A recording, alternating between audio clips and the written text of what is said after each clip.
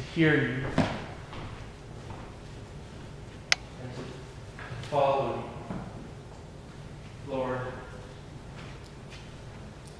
may we hear your teaching and not take offense, not stand belligerent against you,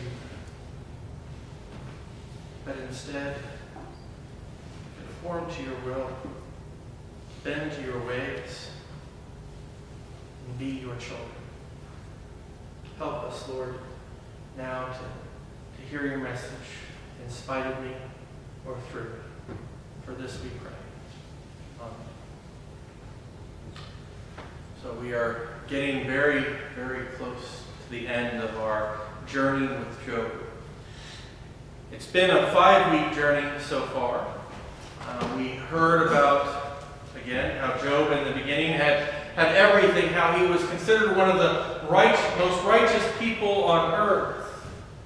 He had a lot of wealth, tons of wealth, in fact, livestock all over the place. He had a wonderful family, 7 sons and 3 daughters who all loved each other and cared for each other. He had a wife and good health.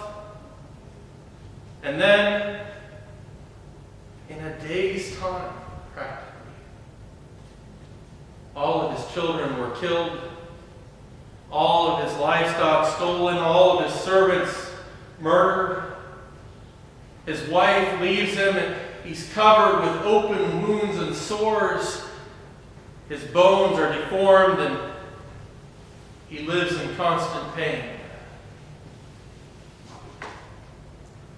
We heard his friends come and speak to him.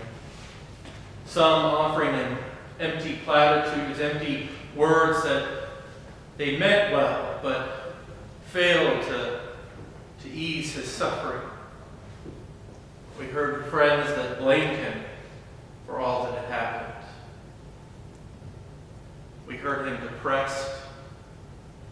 Last week we heard him cry out against God in anger and declare God as unrighteous, as a God who punishes the innocent along with the wicked. So today we look at God's response. It's not an immediate response. Job has been arguing and wrestling with not only God but with his friends for many days now, and we've jumped almost 30 chapters of his story where he is arguing with friends and where he is wrestling with God. But now Job, sitting there on his ash pile, finds that a storm gathers overhead, and in the middle of that storm he hears the voice of God answer. Who is it that would contend with the Almighty? Who has issue with me? Let him answer now. I think Job feels like he may have made a mistake at this point. I'm sure that many of us probably would be like, uh-oh, when suddenly we hear the voice of God booming at us from the storm after we've been telling him off for a little while. And he says that I have nothing more to say. I cannot speak before you. My hand is over my mouth. I have said what I've said, and that's all I can say. And God tells him, gird up your loins like a man, which is another way of saying, get ready because here it comes.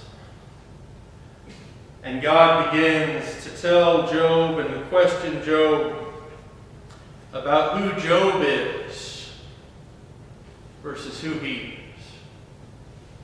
And he asks Job, Job, do you have the power to strike down the proud and to humble them? Can you do that to everyone here on earth? Job, can you place the sinner in the bowels of hell? Or can you offer redemption? Because if you can, then your own hand will save you. But if you can't, then why are you contending with me? Job, why don't we look at some of the other things that I've created? Have you created anything like this? Let's look at the behemoth, which many people think is actually probably a rhinoceros, given the description. And so, Job, can you create a rhinoceros, something that has a hide so thick that nothing man has made can pierce it? That has a power and a strength to destroy almost anything in its path when it is in a charge. Can you do that, Job? And God goes on and he begins to talk about Leviathan, which would be most likely a whale.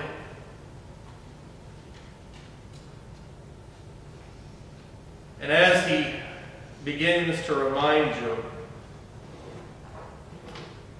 of the fact that he is God, that he is the one that created all things, that he is the one who is just and righteous, that he defines justice and righteousness. Job begins to hear a God who is not so much angry with him, but a God who wants him to understand. A God who is not prepared to destroy their relationship just because Job has gotten upset at him. Instead, a God who's willing to come and talk it out with him. A God that's willing to kind of explain to him what's going on.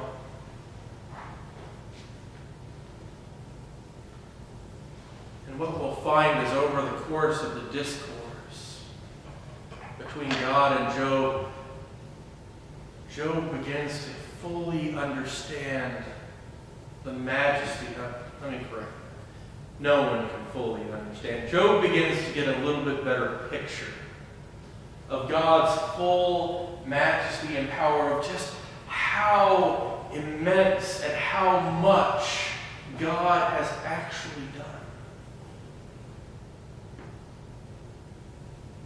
And he begins to realize also just how much God cares for him, despite the fact that he's done all of these other things. That God cares for each of his creations. Because that is the point of Behemoth and Leviathan, that not only did God create them, but even now God still cares for them. That despite how much power and strength, how much size and awesomeness these creatures have, God still has to provide them with their food and their shelter.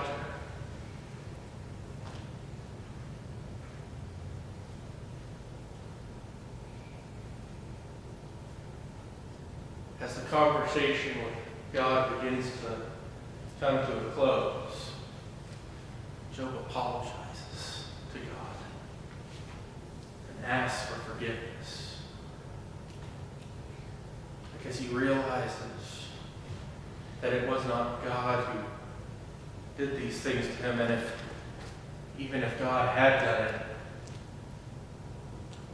that God was still going to do something for him that was better. That God wasn't going to leave him poor and destitute, that God was not going to make him suffer or leave him hopeless. But instead, God had always intended to being the very best for Job, to reward Job for his faith. And I think the power of Job's story is that even through his depression and anger, he still talks to God and still goes before God. And because of that, God is able to have this moment with him. And he is able to hear, even in his pain and in his anger and in his suffering, how God actually is there and caring for him and walking alongside him through all of this. It's not a God who is arbitrary and who punishes the innocent along with the wicked. It's a God who walks beside the innocent even when the world crumbles around him. And it's a God who reaches out to the wicked and tries to help them see the errors in their ways.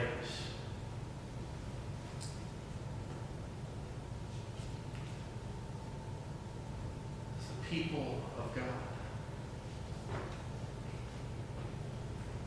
if we learn anything from Job, it's that we always should turn to God. That even when everything seems to be going wrong, even when we want to blame God for everything, and we can, in doing so, we allow God to enter into our lives and to still speak to us and give us a hope that only God can. Because as he points out to Job, if you have power over life and death, if you have the ability to save yourself, then you would. But I think you still need me, Job. So I think if we can hear God's word and know that no matter what, we have this need for God, then I think that we can get to that place in our lives where even in the darkest moments, we can find the light. And I think that if we just hang on and if we just continue to trust God, to continue to vent to God, to continue to cast everything on God and allow God to speak unto us, then we will get to that place in our own lives that Job gets to in the next part of the story. The restoration and the healing. So may we be a people that continue to always turn and speak to God, even in our anger and in our depression, that we may hear God speak unto us and deliver us.